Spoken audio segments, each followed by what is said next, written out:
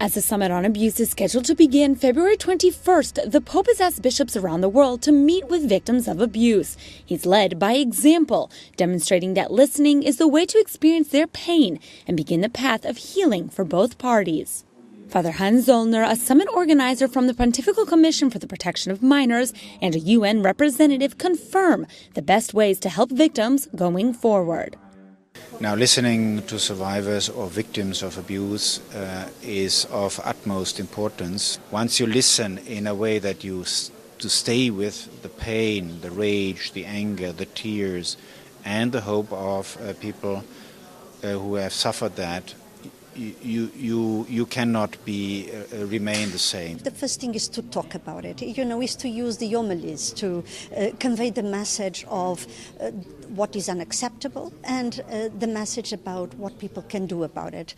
Bringing the message to the families, the communities, helping them to understand that any form of violence is not accepted, that they can report cases, they can seek help, they can bring their traumatic experiences into the knowledge and the action of institutions that are established to support them.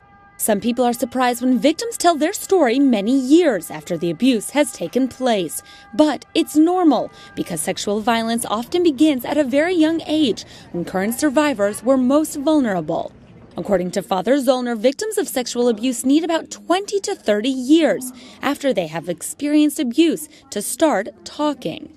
But we need also to realize that some of them will never speak about this because they don't find the right moment and the right person to open up. And even if they have tried to do so with their parents or whoever they found trustworthy, many times victims report that they were not believed and then they really shut down, they repressed, they tried to forget. The worst thing, I believe, that the worst message that we can give to victims is that they do not matter, they are not important enough. Thus, as Catholic bishops are convening at the Vatican this week, both representatives state that everyone needs to understand that any form of violence is not accepted, to report if they see any, and to listen to victims, both within the Church and society.